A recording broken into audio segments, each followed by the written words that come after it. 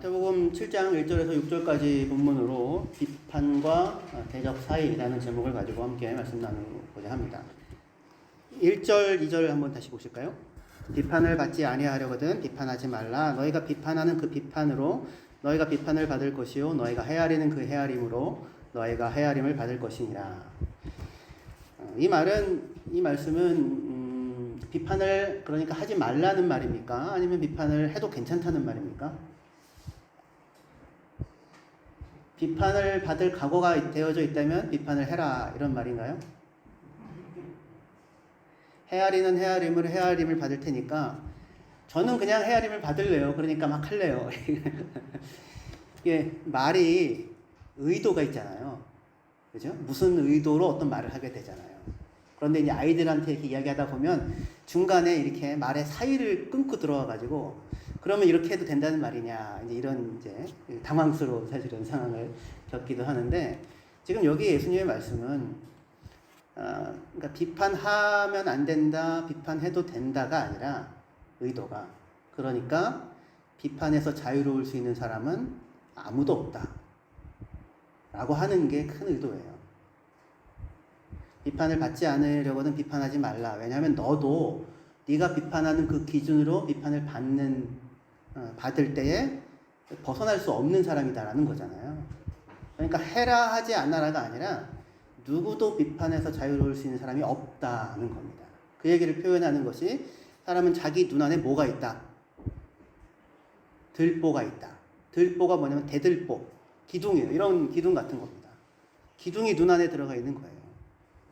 그러면 눈에 기둥이 들어가 있으면 뵈는 게 있겠어요? 없겠어요? 뵈는 게 없는데 사실은 또 신기하게도 눈에 그럼에도 불구하고 우리가 보고 살잖아요. 지금 이제 두 가지 부분이 있는 것인데 하나는 자기가 비판을 하면서 자기에게도 똑같은 부분이 있다는 사실을 자기가 모른다. 그게 자기에게 잘 안 보인다. 그게 말하자면 우리 안에 있는 들보고요. 동시에 우리 안에 다 들보가 있으면 우리는 들보를 통과해서 무언가를 보잖아요. 그죠? 그러니까 우리가 보는 것은 항상 일정한 부분 뒤틀려져 있다고요. 왜곡되어져 있다고요. 똑바로 보지 못한다라는 거예요. 우리 이제 눈이라는 게 참 신기해서 우리 박성규 성도님이 이제 눈 수술을 하셨잖아요. 근데 사실은 망막이 조금 들려서 수술을 하시게 됐던 거래요. 근데 그렇게 되면 사물이 뒤틀려서 보인대요. 그래서 그거를 이제 똑바로 보려고 애를 쓰다 보면 머리가 아프고, 이제 그런 거죠. 근데 이제 눈이라고 하는 게 참 이제 신기한 거예요. 제가 아는 아이는, 이렇게 볼 때, 우리 영화 볼 때 위아래가 잘려져서 화면이 나오죠. 그렇죠? 그런 것처럼 보인대요. 그리고 여기 옆에 요 일정 부분은 안 보인대요. 요만큼이. 그런데 그게 안 보인다고 이렇게 꺼멓게 이렇게 안 보이는 부분이 눈에 들어오는 게 아니라 검은 게 없고 그냥 붙어서 보인대요. 그러니까 자기가 안 보인다는 거를 모르는 거예요. 거기가 안 보인다는 거를. 그게 안 보이긴 하는데 그게 안 보이는 게 이렇게 붙어져 있는 겁니다. 그래서 지나가다가 거기 뭐가 있으면 부딪히는 거죠. 근데 자기는 안 보이고. 근데 눈으로 볼 때는 자기가 거기가 안 보인다는 사실을 모르는. 예. 그러니까 우리가 이제 들보가 있다는 게 말하자면 그런 거예요. 그러니까 우리가 뭔가 이렇게 자기 중심성이라고 할 수 있는데 말하자면 그게 죄 때문에 생긴 것이기도 하고 그러니까 일정 부분 늘 무언가를 왜곡해서 보게 되는 겁니다. 그러니까 당신들은 다 문제가 있다 뭐 그런 이제 꾸중의 얘기가 아니라 우리들이 그렇다. 요 사실을 이해하는 게 아주 중요해요.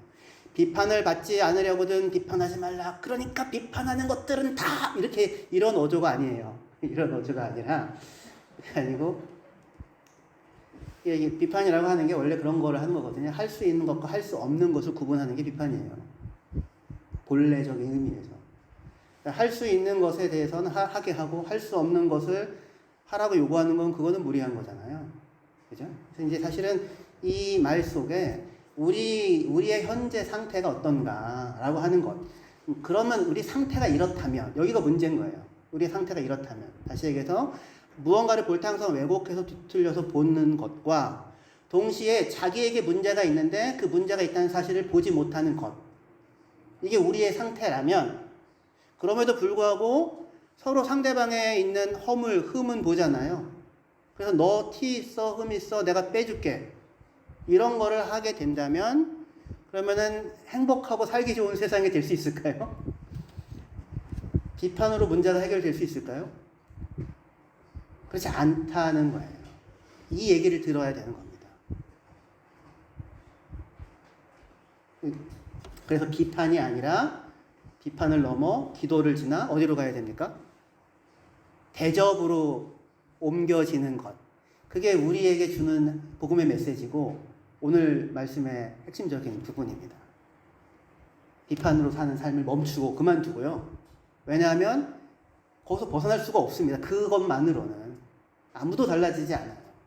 근데 거기에서 벗어나 기도라는 것을 지나서 어떻게 대접하며 살아가는 너희가 훨씬 행복하지 않겠습니까?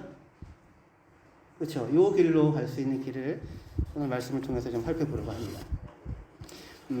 로마서 2장 1절에 보시면 비슷한 말씀이 나오는데요. 그러므로 남을 판단하는 사람아 누구를 막론하고 내게 핑계하지 못할 것은 남을 판단하는 것으로 내가 너를 정죄함이니 판단하는 내가 같은 일을 행함이니라. 그렇게 되어 있어요. 판단한다는 말과 비판한다는 말은 어감이 좀 다르죠. 그런데 영어로는 다 judge예요. 그 얘기는 뭐냐면 그 헬라어 원어로도 같은 단어를 쓰고 있어요. 그러니까 사실은 비판이라는 말보다는 마태복음 7장 우리의 본문도 judge, 그러니까 판단이라고 하는 쪽으로 옮겨놓는 게 훨씬 더 적당한 것 같아요. 그러니까 우리가 지금 서로가 서로를 이렇게 판단을 하는데 지금 이 로마서 얘기는 뭐냐면 판단하는 얘가 같은 일을 행하면서도 누군가를 판단한다는 거예요.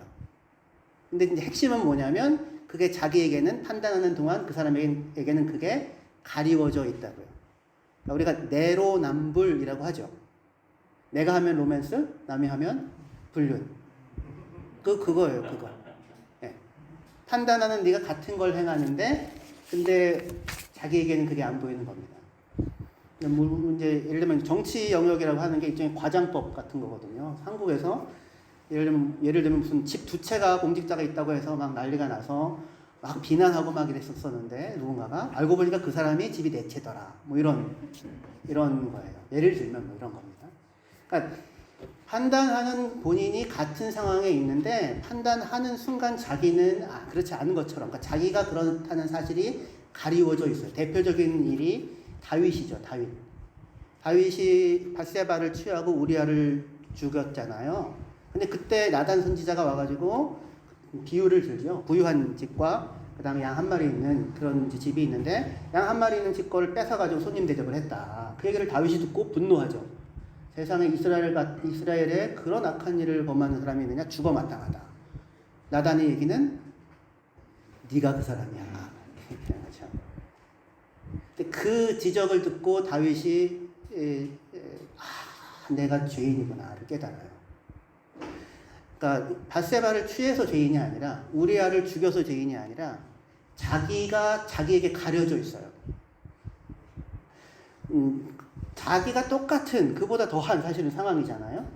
그럼에도 불구하고 누군가를 얼마든지 비난하고 판단하고 정죄할 수 있는 그 순간 자기는 의로운 사람이잖아요. 자기가 누구인지가 자기에게 가려져 있다고 하는 것에 충격을 받는 겁니다. 내가 그래서 모태에서부터 나는 죄인이구나 이렇게 지금 이야기를 하게 되는 거죠. 지금 판단하는 사람이 같은 일을 행하고 있는데 본인은 자기가 그 같은 일을 행하고 있다는 사실을 알지 못한다. 자기가 자기에게 가려져 있다. 말하자면 우리 눈 하나에 들보가 있어서 자기를 보지 못한다. 이런 거죠. 자기의 얼굴을 스스로 볼 수 있는 사람, 여러분들 지금 저를 보잖아요. 제 얼굴을 보시죠. 저는 여러분들의 얼굴을 다 봅니다. 제가 다 보여요. 근데 여러분들도 저를 다 보죠. 그죠? 근데 이제 자기가 자기를 못 본다고요. 자기가. 여러분들의 뒷모습 혹시 보신 적 있으십니까? 스스로? 예. 저희 준섭 형제님 앞에 계신 분 뒷모습이 어떻습니까? 예. 기쁨이 충만해 보이시죠? 근데 이제 자기가 자기 뒷모습을 못 보거든요. 근데 뒷모습이 굉장히 많은 얘기를 해주잖아요. 그래서 전에도 제가 한번 말씀드린 것 같은데 대만 영화였는데 뒷모습만 사진을 찍는 영화가 있었습니다. 어떤 어린아이가 사진을 계속 찍는데 어느 여자분의 뒷모습을 찍었는데 저 여자분은 왜 이렇게 쓸쓸하지? 이렇게 얘기하는 대사가 있어요. 겉으로는 안 보이는데 정면에서는 뒷모습은 되게 쓸쓸한 거예요. 그러니까 사람이 자기가 자기를 전체적으로 온전하게 사실은 보지 못하죠. 그죠? 그래서 저도 제 사진을 찍어놓은 거 전체를 찍어놓은 사진을 보면 깜짝깜짝 놀랍니다. 아, 내가 비율이 이따였단 말인가. 그래서 이게 놀라는데 사진을 위에서 찍어서 분명히 그런 것 같은데 자기가 자기를 못 보고 하지만 다른 사람은 나를 보잖아요. 그리고 나도 다른 사람의 모습은 잘 보죠. 그렇죠? 여기에서 사실은 이런 비판이라고 하는 문제가 생깁니다. 서로에게 다 티가 있고 다 허물이 있죠. 근데 서로 상대방의 것만이 보입니다. 그래서 서로 상대방의 허물을 지적하게 되죠. 처음에는 말을 하고요. 그 다음에 지적이 되고, 그 다음에는 비난이 되고, 그 다음에는 정죄가 되고, 그죠? 그 다음에는 내가 말을 말지. 차라리 벽을 보고 얘기하지. 말한 내가 잘못이지. 이렇게 되는 거죠. 이게 차츰 사실은 이제 강도가 높아지게 됩니다. 그런데 이렇게 우리 눈에 뭔가 상대방의 허물이나 이런 게 보일 때 그게 허물 맞아요? 아니면 내가 잘못 본 거예요? 맥락에 따라 다른데 어떤 때는 내가 그냥 사람이 서로 안 맞아서 그런 경우도 있지만, 그렇죠? 근데 상대방의 허물 맞는 부분이 분명히 있을 수 있거든요. 그게 없다는 얘기가 아니라. 그래서 당신이 여기에 사실은 허물이 있네요. 당신이 미처 몰랐지만 제가 보고 얘기해 드리겠습니다. 그걸 좀 고치시죠. 라고 얘기하면 상대방이 어이구 감사합니다. 제가 미처 그걸 알지 못했네요. 말씀해 주셔서 너무 감사합니다. 자, 꼭 고칠게요. 이렇게 됩니까? 지는 이렇게 되죠. 너나 잘하세요. 이렇게 사실은 저희가 되는 거죠. 그러니까 서로가 서로에게 대해서 비판해서 자유로운 사람들이 없는데 서로가 서로를 지적하고 비판하게 되면 서로 고마워하는 것이 아니라 사실은 서로가 기분이 나빠지잖아요. 왜냐하면 내 허물은 내 눈에 안 보이지만 상대방의 허물은 눈에 너무 잘 보이기 때문에 그 비판의 이야기를 들으면서 감사합니다가 되지 않고 내가 뭔데 나한테 지적질이냐 이렇게 되는 거죠. 근데 이런 비판이 의도하는 선한 결과를 과연 낳을 수 있을까요?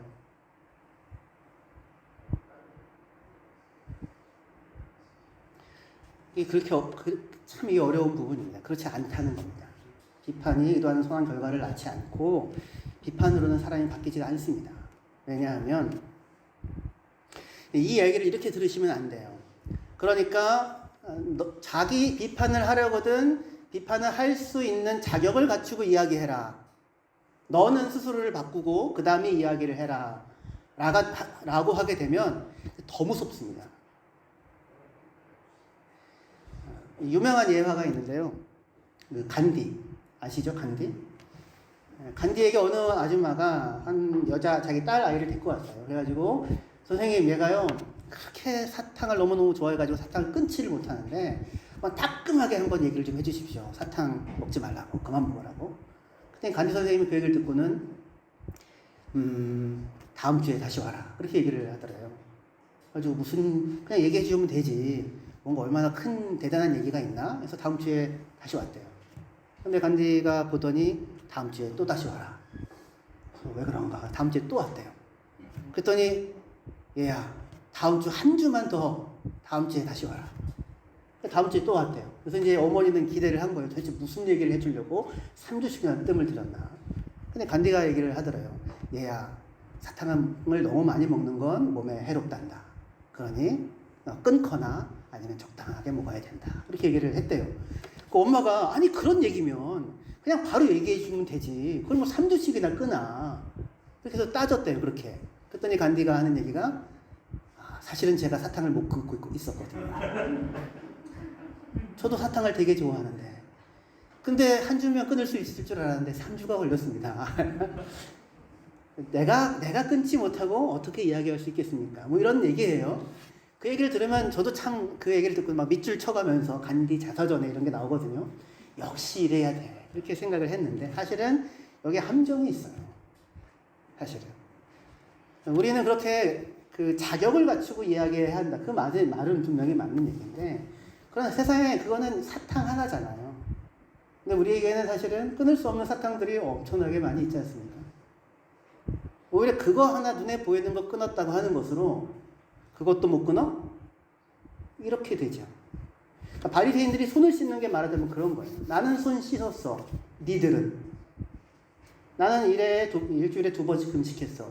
니들은. 그런데 그 몇몇 가지를 빼놓은 다른 부분에서는 그렇지 않지요.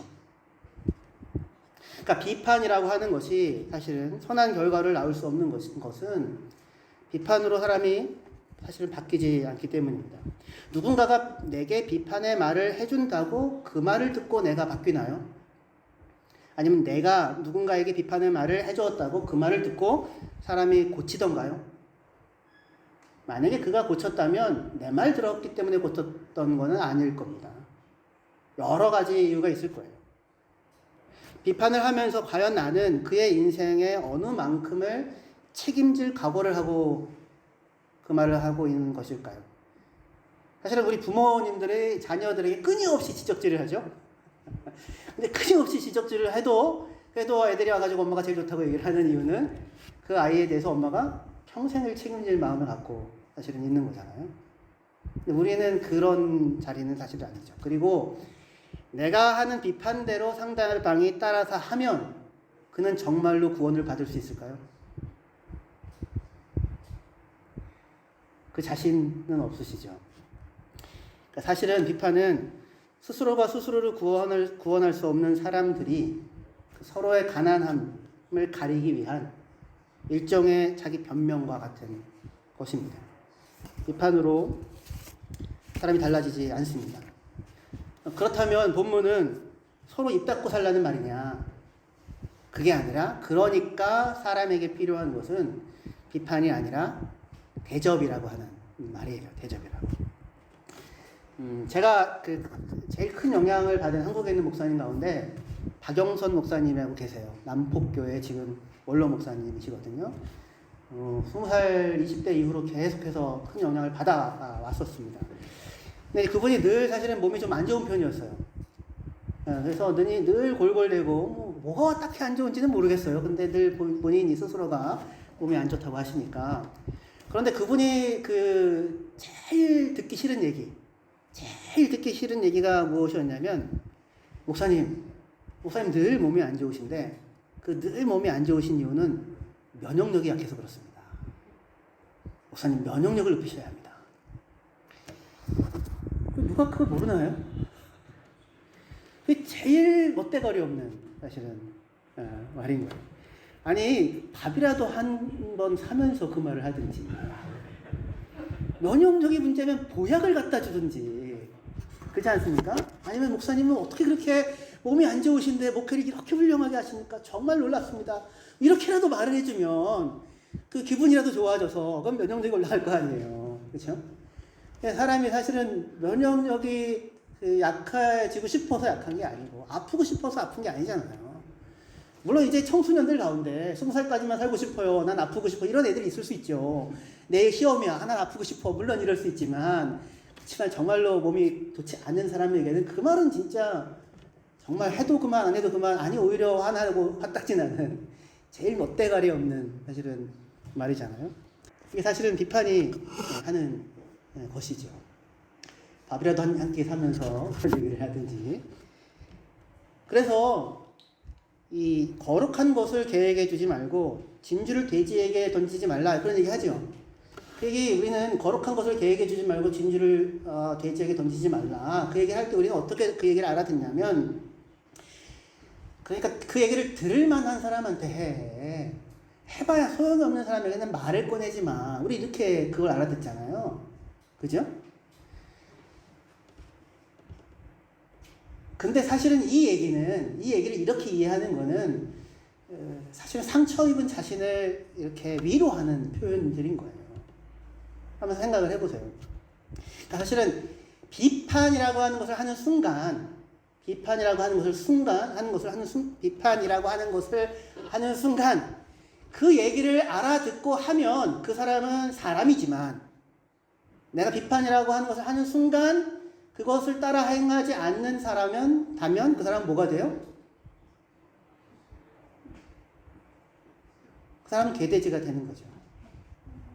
말을 해도 못 알아듣는 인간이죠. 내가 차라리 벽을 보면서 얘기하지. 내가 차라리 강아지에게 얘기하지. 그렇게 되죠. 그러면 그 이야기를 그렇게 비판이라고 하는 것을 하는 순간, 이 얘기는 네가 사람 봐가면서 얘기하라는 얘기가 아니라 비판이라고 하는 것이 나오는 순간 그 얘기를 알아듣게 되면 그 사람은 무슨 사람이지만 그렇지 않을 때는 그 사람이 개제가 되잖아요. 그러면 우리가 그 얘기를 들을 때 아이고 내가 차라리 말을 말지라고 하는 마음으로 누군가에게 그 말을 하게 되면 나는 그 사람을 사실은 존중받을 사람으로 대하는 거예요? 아니면 말해도 소용없는 사람으로 대하는 거예요? 어차피 그 말을 할 때 사실은 나는 그 말을 해도 소용없는 사람이라고 상정하고 말을 하게 되는 거라고요. 그러니까 그 사람을 처음부터 개돼지로 생각하고 대하는 거죠. 그러면 그 얘기를 사람이 듣고 감사합니다, 고맙습니다 라고 하게 될까요? 그렇게 되지 않겠죠. 와서 나를 찍고자 덤비겠죠. 찍고자 덤비는 그 상황에 마주했을 때 역시 아무에게나 말하면 안 돼 라고 하는 것으로 자신의 비판이라는 상황의 맥락을 정리하면 끊임없이 뭐가 반복되겠습니까? 그 사람은 내게 똑같이 비판으로 나타날 것이고 그럼 나는 그 얘기를 들을 수 있어요? 없어요? 들을 수 없겠죠. 그럼 그 사람에게 나는 뭐가 됩니까? 개돼지가 되죠. 서로가 서로를 개돼지로 대접하는 상황에서 여기서 무슨 해결책이 나올 수 있겠습니까? 그죠? 이게 말하자면 바리새인들과 서기관들의 의예요.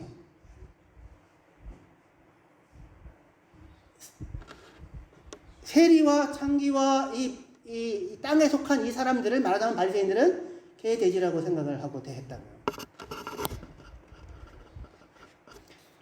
그래서 지금 성경이 하는 이야기는 비판하는 삶에서 기도를 지나 어디로 나아가라?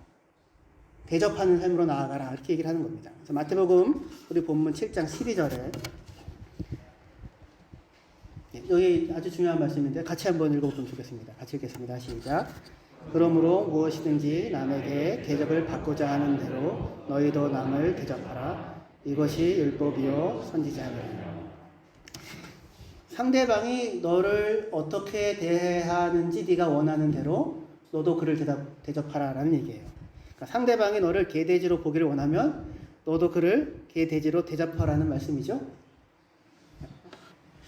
그러지 말라고요. 그만 하시자고요. 거기까지. 예, 그만하라고 지금 얘기하잖아요. 딱 거기까지.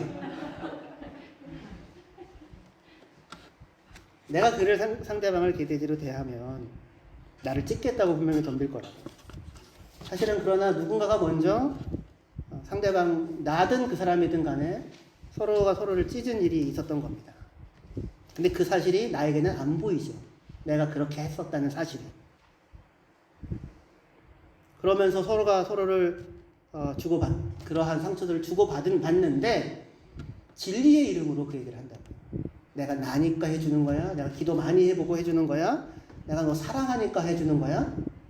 사실은 자기가 못 견디고 내가 힘들다는 거죠. 무엇이든지 남에게 대접을 받고자 하는 대로 너희도 남을 대접하라. 그게 결론이에요. 그러니까 상대방을 누구로 대해라?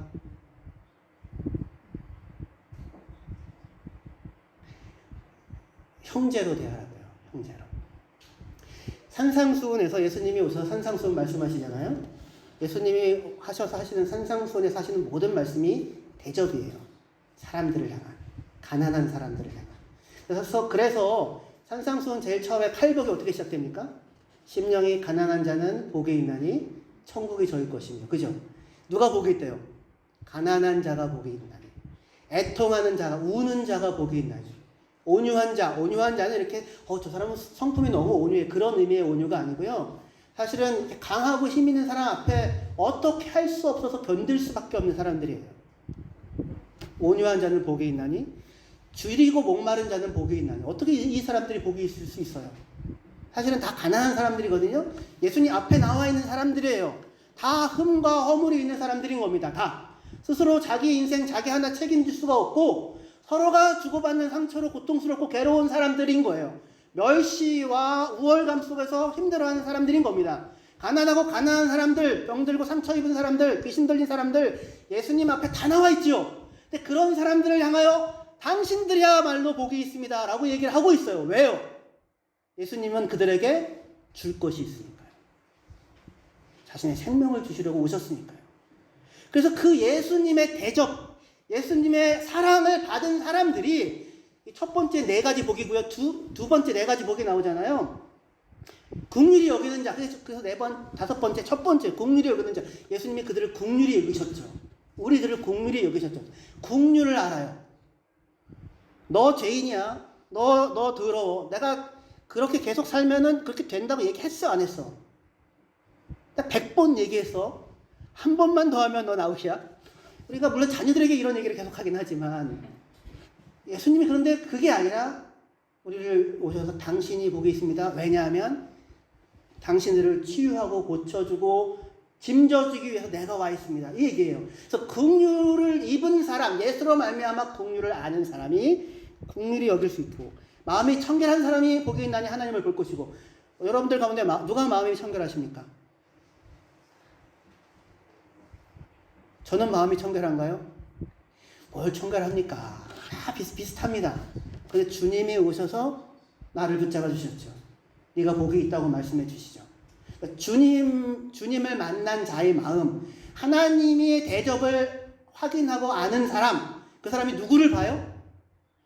하나님을 본다고요. 그의 눈에. 화평케 하는 자 복이 있나니 예수님께서 오셔서 화평을 만드시죠. 그래서 화평케 하는 자리에 나갈 수 있습니다. 의를 위하여 핍박을 받은 자는 복이 있나니 예수님의 그 의, 나를 대접해 주시는 그 의를 붙잡고 살아갈 수 있는 사람이 되는 거예요. 그러니까 다 대접해 주시는 예수님의 의로움을 만난 사람들, 그것입니다. 그러니까 예수님이 오셔서 이 땅에 오셔서 하신 일이 우리의 연약함을 짊어지고 우리의 죄와 허물을 감당하시는 일을 하셨던 것입니다.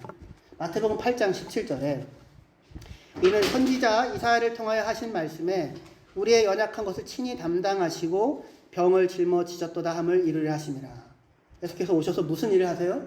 우리의 연약함, 우리의 허물을 친히 담당하시고 우리의 병을 짊어지시는 일을 예수님이 하십니다. 그게 오셔서 하신 예수님의 대접이었어요.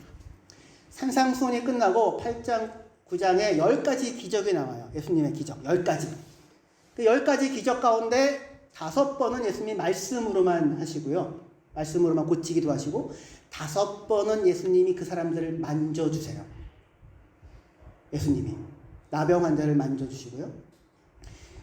베드로 장모의 열병 그 손을 만져주시고요. 혈루증 앓는 여인 12년 동안 그 여인이 예수님의 옷자락을 만졌을 때 누가 나 만졌어? 라고 말해서 그 여인을 만져주시고요. 12살 된 아이가 죽었을 때 그 아이의 손을 만져주시고요. 그리고 보지 못하는 사람 2명 있는데 그들의 눈을 만져주셔서 고쳐주십니다. 여러분이 만져준다는 것은 대단한 대접이에요. 사실은 아무도 이 사람들을 만져주지 않아요.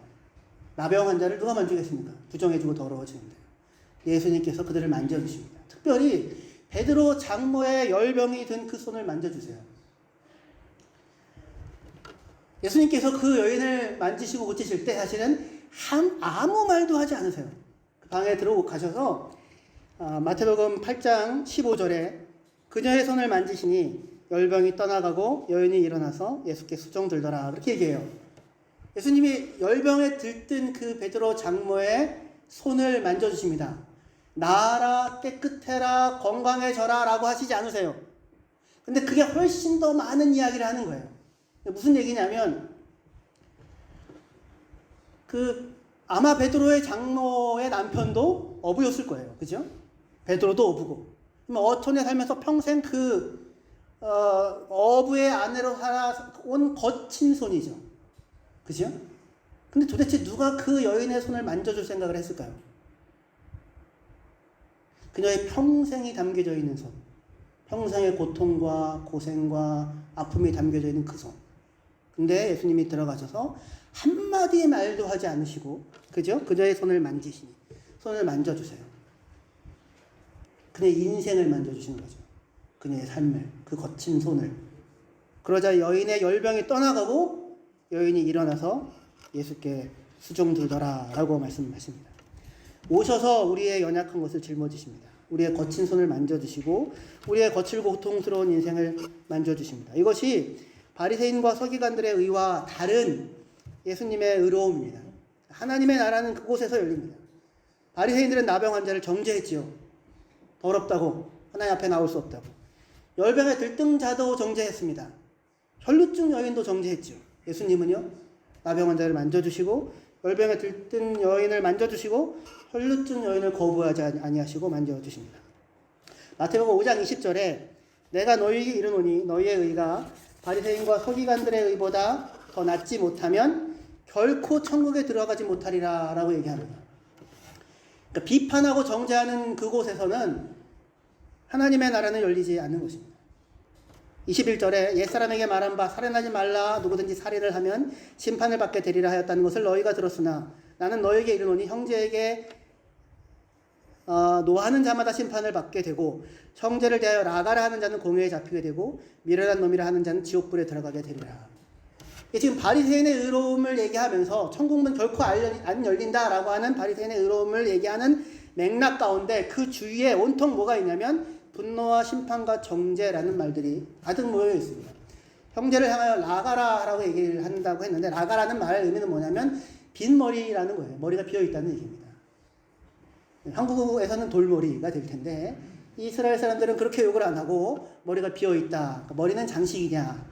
말하자면 이런 얘기를 하는 거죠. 근데 이렇게 형제를 향하여서 정죄와 심판과 비난으로 다가가는데 그 정죄와 심판과 비난으로 다가가는 사람은 똑같이 무엇을 만나겠습니까?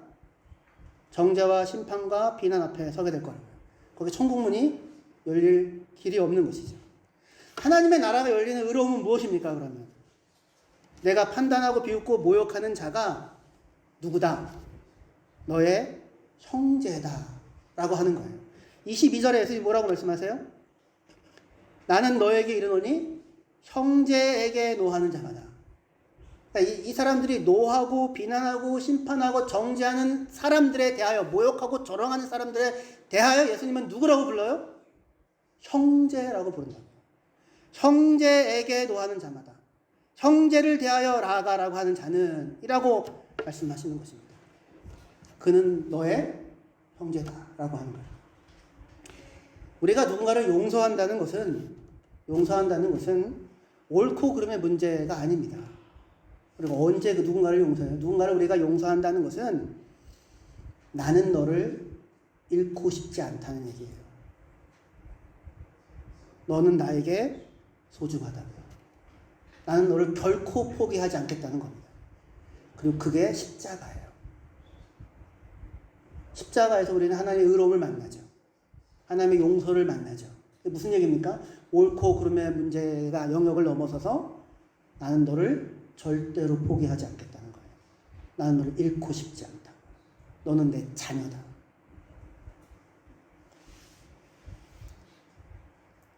이것이 사실은 우리에게 주는 하나님의 의로움입니다. 우리에게 흠이 없지 않습니다.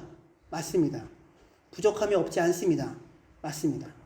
하지만 비판으로는 누구도 변하지 않으며 사람은 자신의 가난함을 스스로 해결할 수 있는 방법이 없습니다.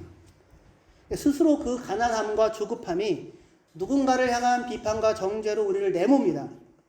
그때 더 나아가지 마시고 멈추시기를 바랍니다. 한번 쳐주세요. 좀 더 세게 팡 이렇게 쳐주세요. 이렇게 아니 이렇게 그렇죠. 예. 아니 좀 더 이렇게. 길게 안 돼요. 길게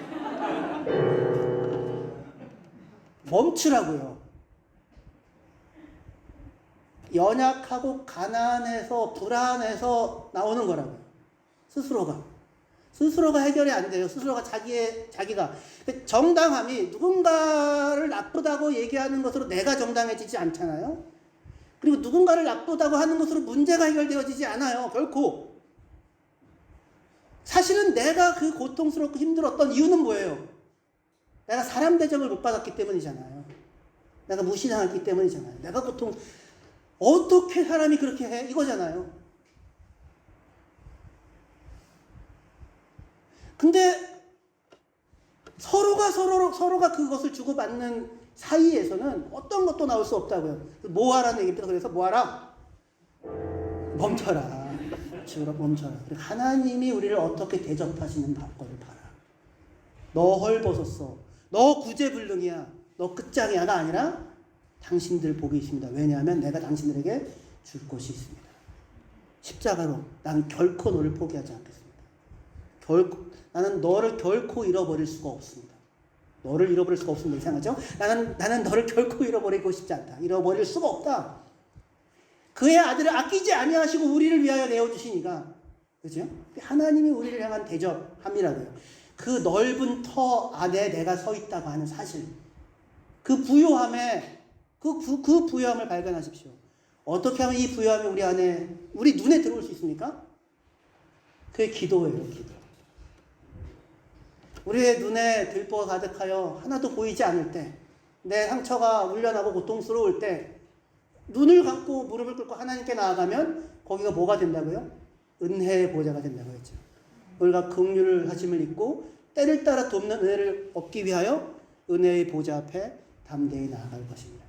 그러면 우리의 연약함을 짊어지시고 우리의 아픔을 같이 하시고 우리의 거친 인생이 담긴 손을 만져주시고 아무도 만져주지 않고 안아주지 않았던 그 나병 환자를 안아주시고 우리 존재 자체를 받아들이세요. 우리 존재 자체를.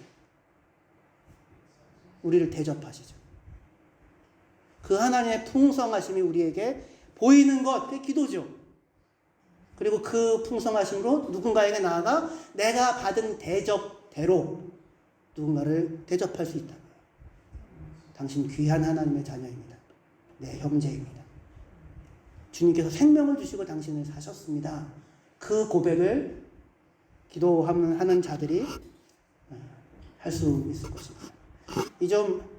이게 좋지 않아요? 그죠? 하나님의 나라가 우리에게 임한 겁니다. 가난한 우리가 아무리 애써서 안 돼요.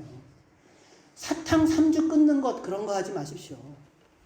그리고 그거는 자기의 의만 될 뿐입니다. 너는 그것도 못하지 그런 거 하지 마세요. 나는 손 씻었어 이런 거 아니고요. 스스로가 스스로를 붙잡을 수 없는, 해결할 수 없는 우리를 십자가를 지셔서 자신의 가장 귀한 것을 내어주셔서 우리를 당신의 자녀로 삼으셨잖아요. 그죠?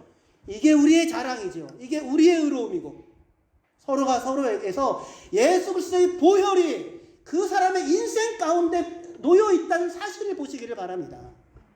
그는 귀해요. 예수님께서 십자가를 지시고 사시고 얻으신 결코 포기하지 않는 하나님의 자녀거든요. 누가? 우리들이요. 이것을 가지고 이 하나님의 나라를 들어가시는 저와 여러분들 되시기를 바랍니다. 기도하시겠습니다. 하나님 아버지 은혜와 사랑을 감사합니다.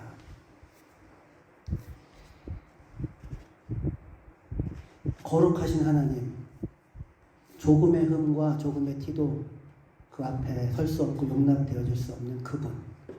그런데 그 하나님이 마음이 상하고 뭉개지고 깨져나간 사람들과 함께 하십니다. 우리와 함께 하십니다. 우리의 거친 손을 만져주시고 우리를 말없이 바라보시며 존재 자체로 우리를 용납하십니다. 그 부유함과 풍성함 덕분에 대접이 무엇인지 사랑이 무엇인지를 배워 알게 되었으니 감사합니다.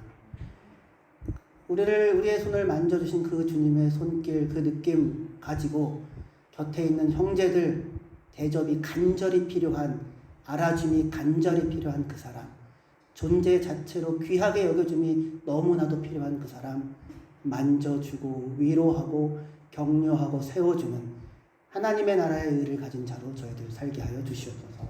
예수님의 이름으로 기도합니다.